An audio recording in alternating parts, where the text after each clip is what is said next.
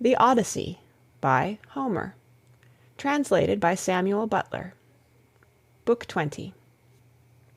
Ulysses slept in the cloister upon an undressed bullock's hide, on the top of which he threw several skins of the sheep the suitors had eaten, and Eurynome threw a cloak over him after he had laid himself down. There, then, Ulysses lay wakefully brooding upon the way in which he should kill the suitors, and by the women who had been in the habit of misconducting themselves with them left the house giggling and laughing with one another. This made Ulysses very angry, and he doubted whether to get up and kill every single one of them then and there, or to let them sleep one more and last time with the suitors. His heart growled within him, and as a bitch with puppies growls and shows her teeth when she sees a stranger, so did his heart growl with anger at the evil deeds that were being done. But he beat his breast and said, "Heart, be still! You had worse than this to bear on the day when the terrible Cyclops ate your brave companions, yet you bore it in silence till your cunning got you safe out of the cave, though you made sure of being killed." Thus he chided with his heart, and checked it into endurance, but he tossed about as one who turns a paunch full of blood and fat in front of a hot fire, doing it first on one side and then on the other, that he may get it cooked as soon as possible. Even so did he turn himself about from side to side, thinking all the time how, single-handed as he was, he should contrive to kill so large a body of men as the wicked suitors. But by and by Minerva came down from heaven in the likeness of a woman, and hovered over his head, saying, "My poor unhappy man, why do you lie awake in this way? This is your house, your wife is safe inside it, and so is your son, who is just such a young man as any father may be proud of." "Goddess," answered Ulysses, "all that you have said is true, but I am in some doubt as to how I shall be able to kill these wicked suitors single-handed, seeing what a number of them there always are. And there is this further difficulty, which is still more considerable. Supposing that with Jove's and your assistance I succeed in killing them, I must ask you to consider where I am to escape to from their avengers when it is all over." "For shame," replied Minerva. "Why, anyone else would trust a worse ally than myself, even though that ally were only a mortal and less wise than I am. Am I not a goddess, and have I not protected you throughout in all your troubles? I tell you plainly that even though there were 50 bands of men surrounding us and eager to kill us, you should take all their sheep and cattle and drive them away with you. But go to sleep. It is a very bad thing to lie awake all night, and you shall be out of your troubles before long." As she spoke, she shed sleep over his eyes, and then went back to Olympus. While Ulysses was thus yielding himself to a very deep slumber that eased the burden of his sorrows, his admirable wife awoke, and, sitting up in her bed, began to cry. When she had relieved herself by weeping, she prayed to Diana, saying, "Great goddess Diana, daughter of Jove, drive an arrow into my heart and slay me, or let some whirlwind snatch me up and bear me through paths of darkness, till it drop me into the mouths of overflowing Oceanus, as it did the daughters of Pandareus." The daughters of Pandareus lost their father and mother, for the gods killed them, so they were left orphans. But Venus took care of them, and fed them on cheese, honey, and sweet wine. Juno taught them to excel all women in beauty of form and understanding. Diana gave them an imposing presence, and Minerva endowed them with every kind of accomplishment. But one day when Venus had gone up to Olympus to see Jove about getting them married, for well does he know both what shall happen and what not happen to every one, the storm winds came and spirited them away to become handmaids to the dread Erinyes. Even so I wish that the gods who live in heaven would hide me from mortal sight, or that fair Diana might strike me, for I would fain go even beneath the sad earth if I might do so still looking towards Ulysses only, and without having to yield myself to a worse man than he was. Besides, no matter how much people may grieve by day, they can put up with it so long as they can sleep at night, for when the eyes are closed in slumber people forget good and ill alike, whereas my misery haunts me even in my dreams.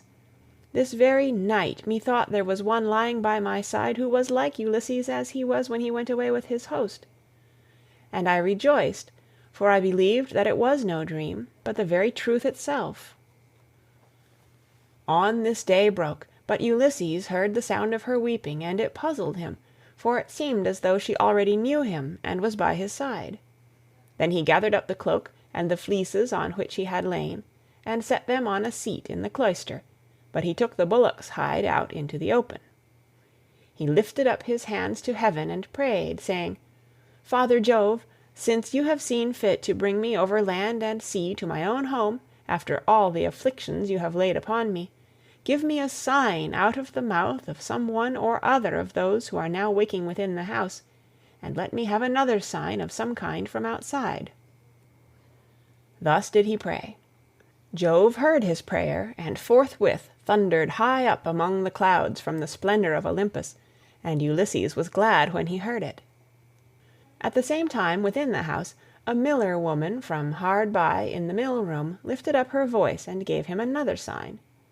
There were 12 miller women whose business it was to grind wheat and barley, which are the staff of life. The others had ground their task and had gone to take their rest, but this one had not yet finished, for she was not so strong as they were, and when she heard the thunder she stopped grinding and gave the sign to her master. "Father Jove," said she, "you who rule over heaven and earth, you have thundered from a clear sky without so much as a cloud in it, and this means something for somebody. Grant the prayer, then, of me your poor servant who calls upon you, and let this be the very last day that the suitors dine in the house of Ulysses. They have worn me out with the labor of grinding meal for them, and I hope they may never have another dinner anywhere at all." Ulysses was glad when he heard the omens conveyed to him by the woman's speech, and by the thunder, for he knew they meant that he should avenge himself on the suitors. Then the other maids in the house rose and lit the fire on the hearth. Telemachus also rose and put on his clothes. He girded his sword about his shoulder, bound his sandals on his comely feet, and took a doughty spear with a point of sharpened bronze.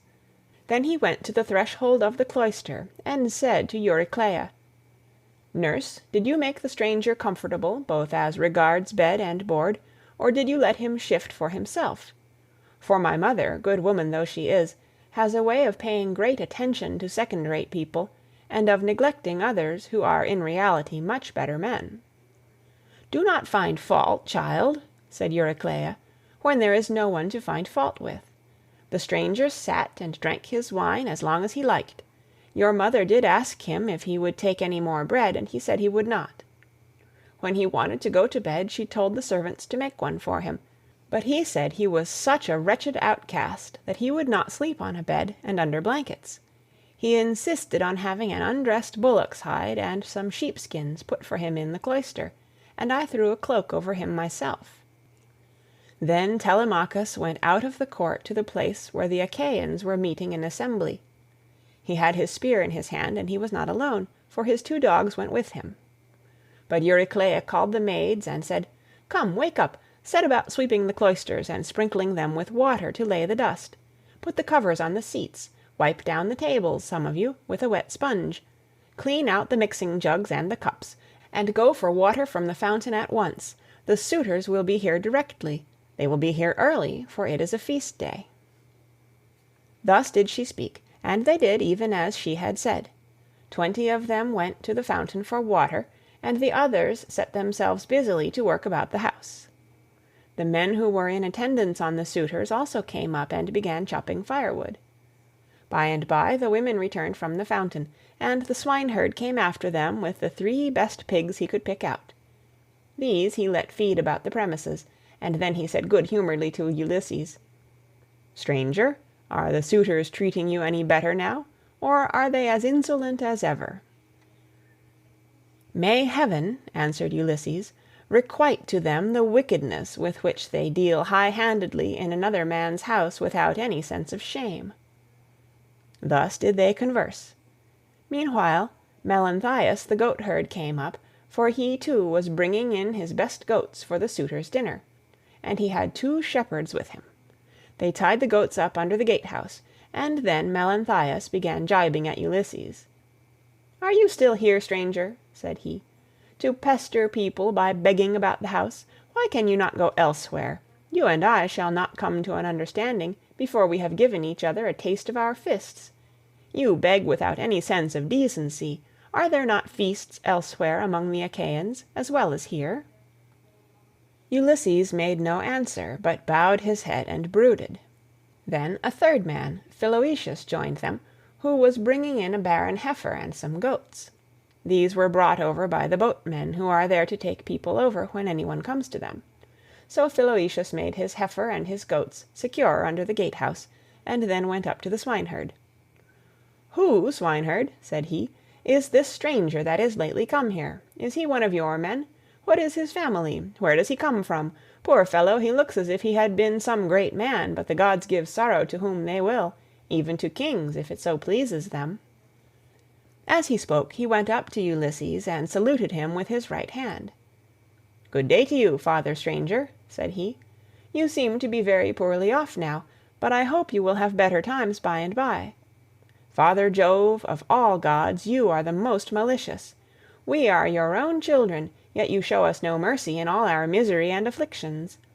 A sweat came over me when I saw this man, and my eyes filled with tears, for he reminds me of Ulysses, who I fear is going about in just such rags as this man's are, if indeed he is still among the living.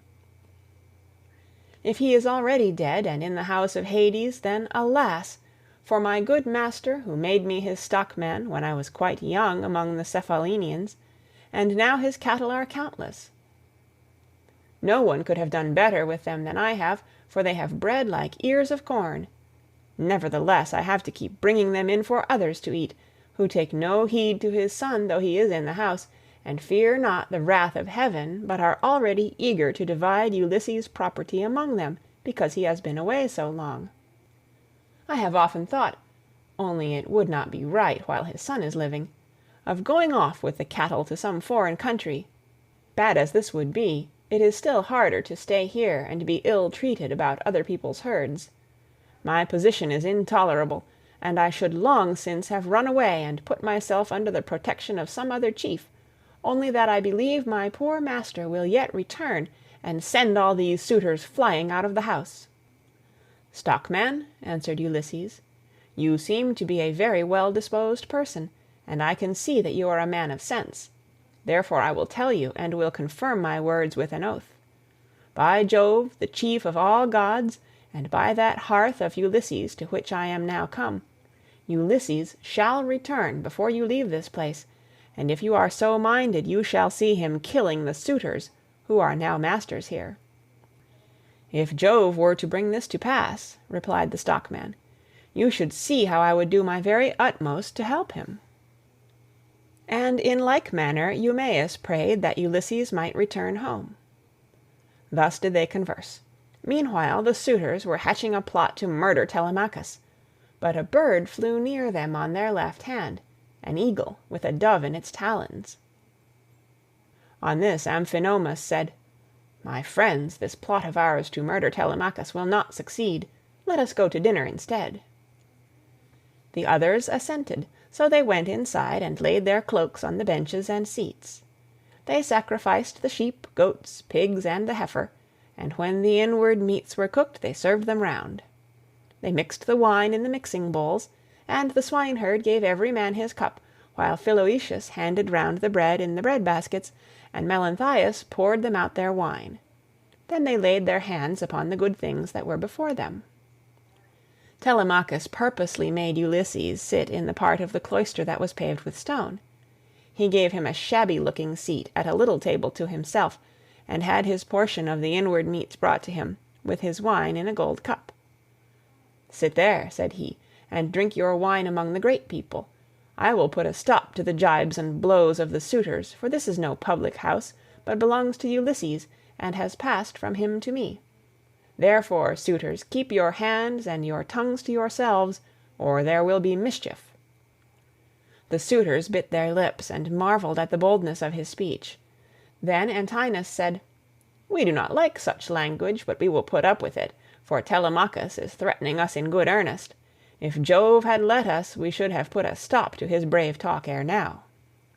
Thus spoke Antinous, but Telemachus heeded him not. Meanwhile the heralds were bringing the holy hecatomb through the city, and the Achaeans gathered under the shady grove of Apollo. Then they roasted the outer meat, drew it off the spits, gave every man his portion, and feasted to their heart's content. Those who waited at table gave Ulysses exactly the same portion as the others had, for Telemachus had told them to do so. But Minerva would not let the suitors for one moment drop their insolence, for she wanted Ulysses to become still more bitter against them. Now there happened to be among them a ribald fellow, whose name was Ctesippus, and who came from Same. This man, confident in his great wealth, was paying court to the wife of Ulysses, and said to the suitors, "Hear what I have to say. The stranger has already had as large a portion as any one else. This is well, for it is not right nor reasonable to ill-treat any guest of Telemachus who comes here. I will, however, make him a present on my own account, that he may have something to give to the bathwoman, or to some other of Ulysses' servants."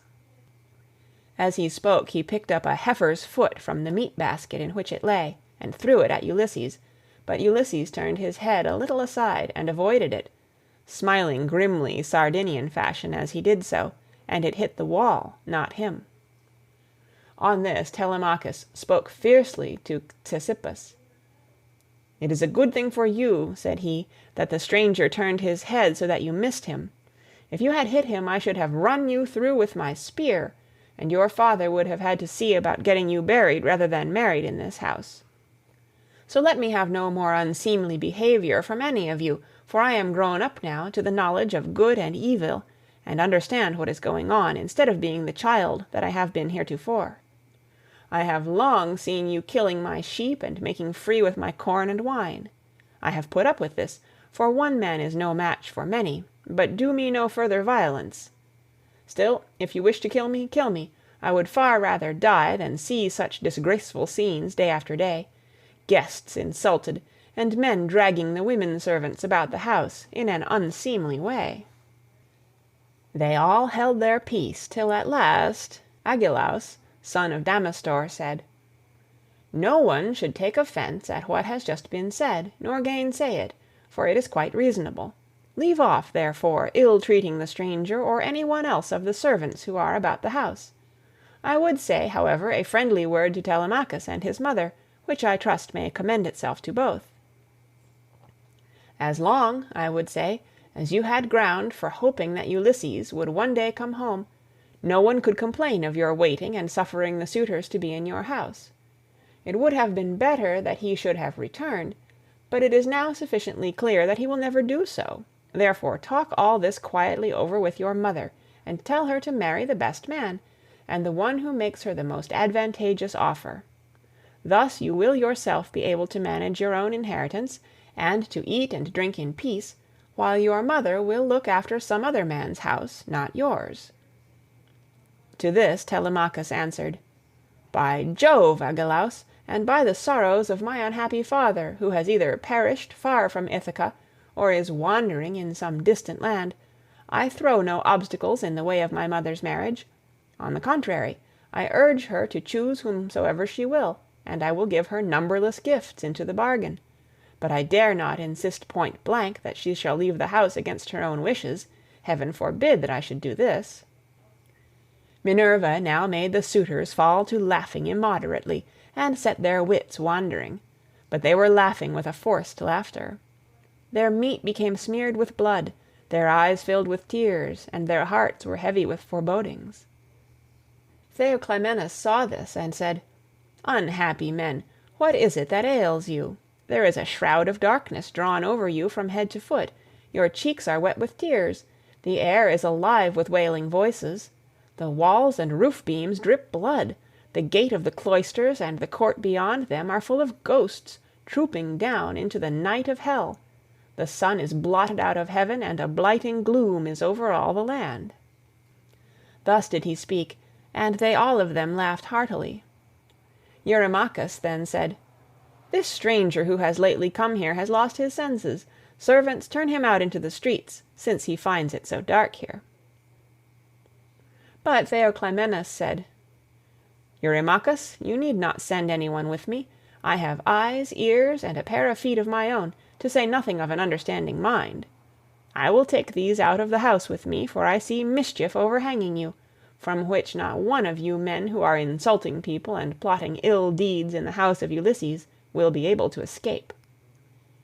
He left the house as he spoke, and went back to Piraeus, who gave him welcome, but the suitors kept looking at one another and provoking Telemachus by laughing at the strangers.